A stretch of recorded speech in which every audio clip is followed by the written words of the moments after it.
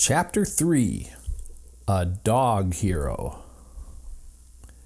Pam grabbed Pete's hand as they stepped down into the darkness. The boy swung his flashlight around. On the front of the door were shelves for food. Nobody would guess it was a door. "This is our cellar," Pete said. "And look, Pam, that window up there is open." "I guess the man went out of it." "I guess he did," Pam agreed. "There's a box right under it to stand on."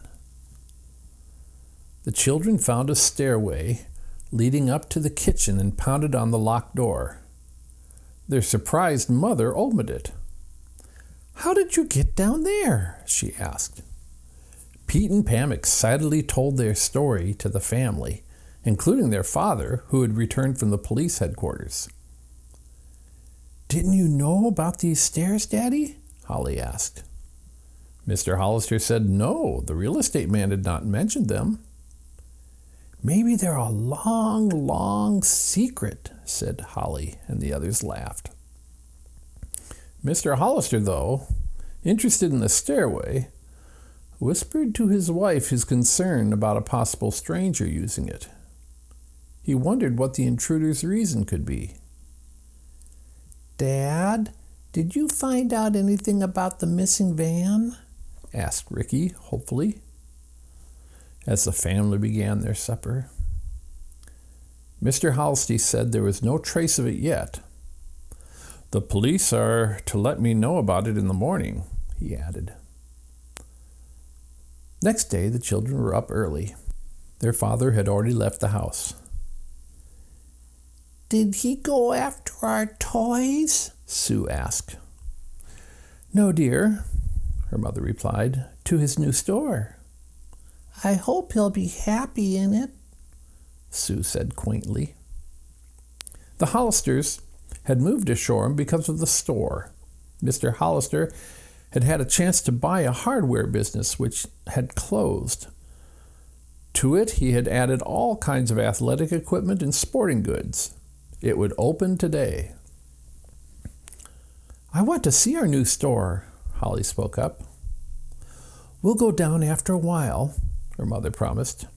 "Dad hasn't any clerks yet, so he's going to let you all help him sell the hardware and sporting goods."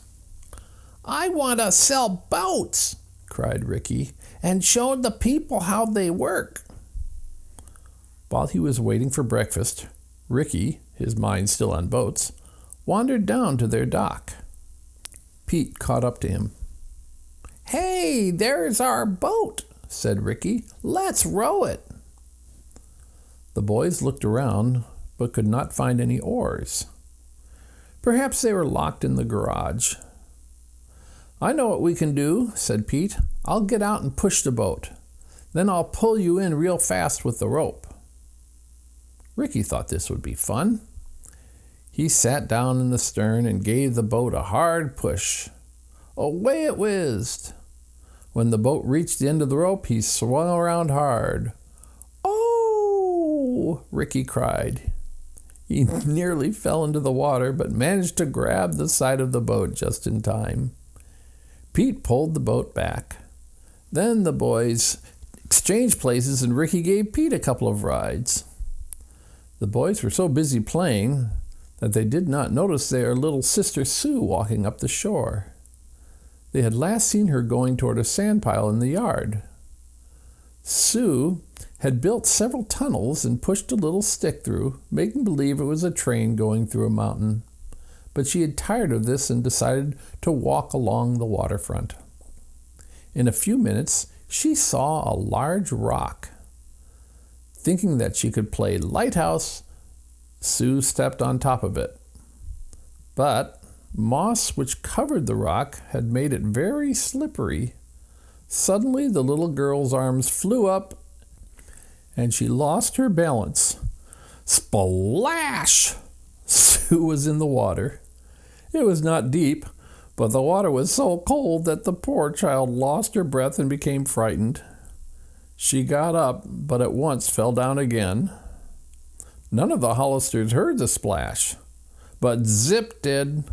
The collie came bounding across the lawn, jumped into the water, and grabbed Sue's dress in his teeth. Pete and Ricky had seen Zip racing toward the water. Now they ran over to find out what he was after. Zip was dragging their little sister from the water. "Oh!" cried Pete, then added, "Good boy!" Sue did not know whether to cry or to laugh. Finally, she laughed. "Zip's my bestest friend," she said. "It's a good thing he was around," Pete told her. "And you'd better stay away from the water, Sue, unless somebody older's with you." Sue promised. Pete took her back to the house, and Pam helped her put on dry clothes. By this time, breakfast was ready. Mrs. Hollister and the children sat down. Their eyes sparkled when they saw what was on the table. "Flapjacks!" yelled Ricky. "I'll eat 10. He was only on his 4th cake when the telephone rang. Mrs. Hollister answered, and the message she received made Ricky forget all about the flapjack race. "Children," she said, "the police have found the missing van." "Hooray! Where?" asked Pam. "Near Stony Point, a town on the other side of the lake." "Oh, good," said Holly. "Now I can have my little piano." Mrs. Hollister held up her hand for silence. "Don't count on getting your toys back," she said. "The police found the van empty." The children sat stunned for several seconds. Then Ricky said, "I want to see the van, even if it's empty. Maybe something's still in it under those big blankets." His voice quavered. "Maybe Daddy's suitcase." Mrs. Hollister thought a moment, then decided they would go. The children's father had left the station wagon at home. Quickly, the food was put away and the dishes placed into the dishwasher. Then they started for Stony Point. "Mother," said Pete, "do you think that strange man Pam and I saw in our attic had anything to do with the van?" "I wonder," she replied. "Certainly we've had plenty of mystery since coming to our new home." "But we're going to stay happy, aren't we?" asked Sue, who was never sad very long. "Of course," her mother replied. "The Hollisters won't let this keep them from smiling." However, she was concerned about her husband's lost invention. Just before they reached the town, the Hollisters saw a police car with 2 officers in it alongside the road. Mrs. Hollister stopped and told them who she was. "The van is on that little side road," one of the officers said, pointing. The children got out and ran to it. The van had a flat tire, the back doors were open, and there was nothing inside, not even a blanket. "Strangest thing I ever saw," said the policeman, coming up to Mrs. Hollister. "I don't know where the stuff disappeared to. We followed some tracks into the woods, but that's as far as we got." The children looked downhearted. The toys had vanished, and so had the special suitcase. They got back into the station wagon and headed for their father's store in Shoreham. All of them were quiet. They had lost their jolly chatter and gay smiles because they felt very sad about losing all their toys. "I suppose we'll have to wait until Christmas for new ones," said Holly glumly. To make them happy again, Mrs. Hollister suggested they might earn a little money helping their father, or perhaps buy some simple toys. "There's the store," she said, stopping on the main street of town. "Isn't it nice?" The children gasped. They had not expected to see such a good-looking store with big show windows and a fine display of merchandise. "The new name's painted on," cried Pete excitedly. "The Trading Post." As the children entered the store and saw the attractively filled shelves, they set up a cheer. How exciting to have a chance to be real storekeepers. While Mrs. Hollister told her husband about the empty van, the children explored the trading post. What ohs and ahs came from them as they looked around the wonderful store. A new water cooler stood beside the door on the side of a long aisle which ran down the middle of the store.